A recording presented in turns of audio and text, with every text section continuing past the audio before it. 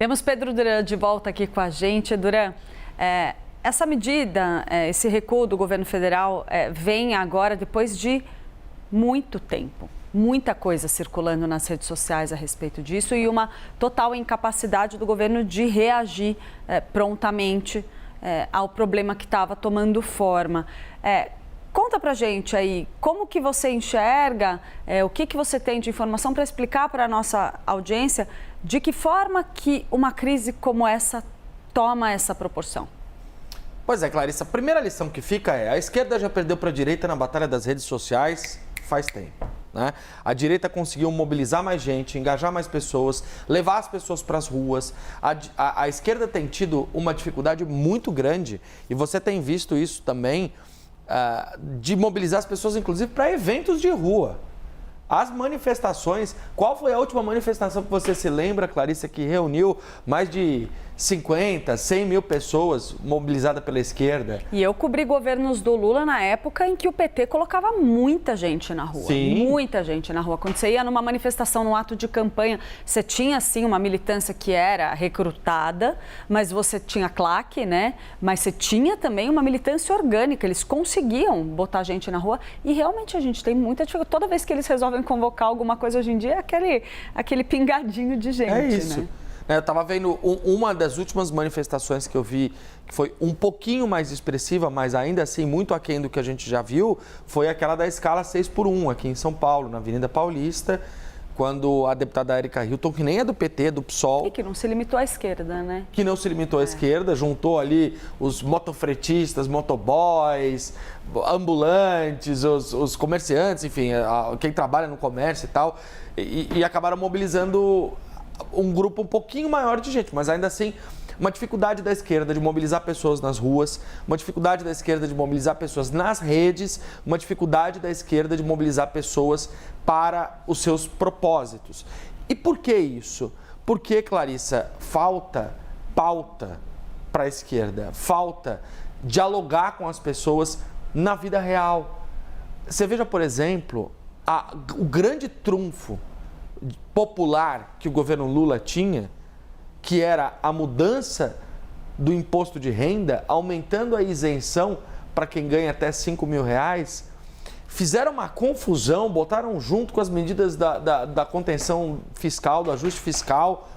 Isso foi criticado, perdeu-se o foco disso. E a principal promessa de campanha do presidente Lula, que ele espera colher frutos lá em 2026. Sim, né? Não apresentaram a tabela, quer dizer, foi uma verdadeira confusão.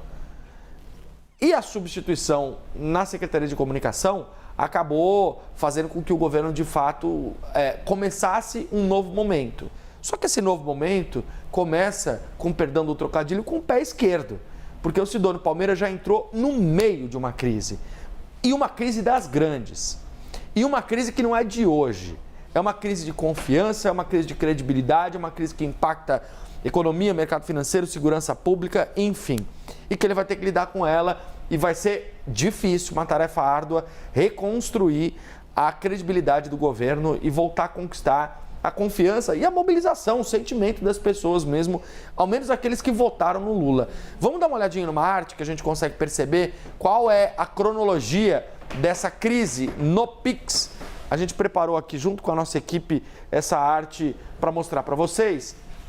Então, o que aconteceu? As regras da Receita Federal sobre monitoramento do Pix e do cartão de crédito foram alteradas lá no ano passado, em setembro do ano passado.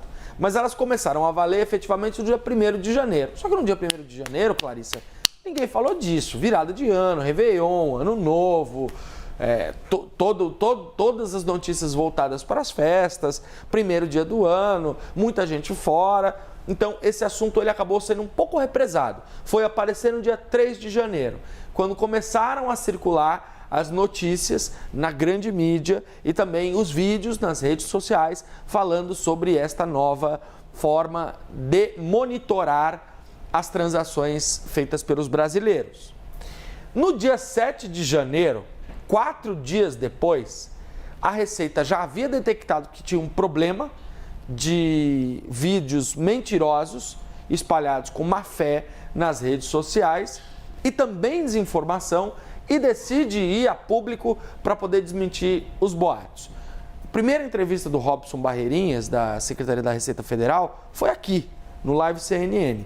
Foi a primeira de muitas que ele acabou fazendo para poder dialogar com as pessoas no sentido de tentar desmentir os boatos. Mas aqui já era tarde demais, porque isso já tinha crescido e escalado num volume que acabou sendo impossível de você reverter depois. E aí no dia 9 de janeiro, 2 dias depois, o governo dá mais um passo nessa estratégia de contenção e escala o ministro da Fazenda, Fernando Haddad, que, como você bem destacou, não tinha nada a ver com a história, nem sabia direito o que estava acontecendo lá atrás, para poder falar.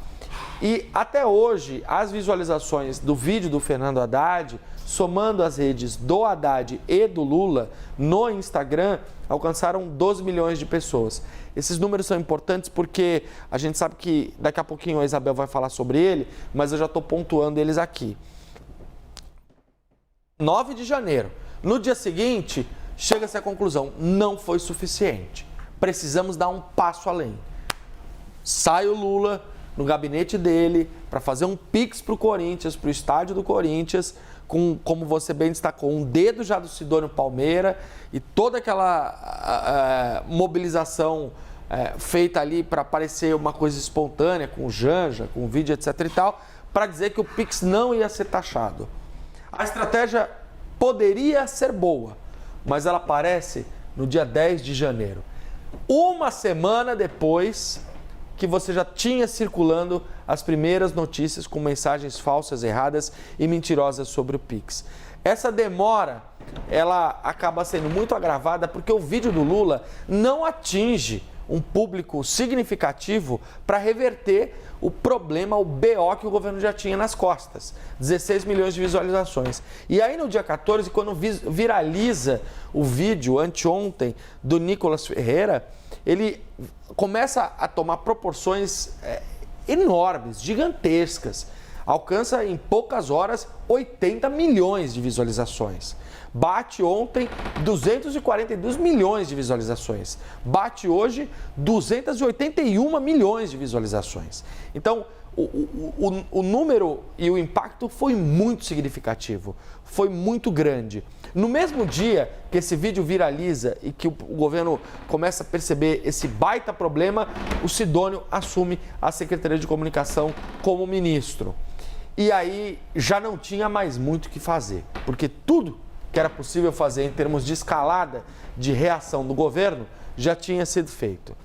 E no dia 15, ontem, portanto, nessa quarta-feira, o governo revoga a portaria do Pix e promete uma medida provisória para poder mudar as regras também no que diz respeito à taxação, não que o Pix fosse taxado ou fosse ser taxado, mas agora sentiram a necessidade de botar no papel como um compromisso mesmo, como alguém que reconhece que na palavra as pessoas não confiam. Então, talvez no papel elas possam confiar. Para dar um panorama aqui dessa cronologia da crise do Pix, Clarissa. Não, e não dá para deixar de imaginar o seguinte, né? Se a gente fosse ter a cronologia ideal aqui, tinha que ter sido pensada lá atrás. No momento em que a Receita Federal fosse divulgar a nova regra do Pix, qual ia ser a estratégia? Como já neutralizar qualquer crítica de antemão? Como identificar o que pode provocar repercussão negativa na população? E já entrar com uma vacina, já dizer de cara, olha, vai ter mudança, mas não mexe com o bolso dos brasileiros, não vai impactar na sua vida, não vai afetar o pequeno comerciante. Como fazer chegar essa informação para a população? Isso não foi feito lá atrás, né? Então, o governo deixou de olhar não só para esse trajeto aqui, né, Duran, mas para o que vinha antes disso.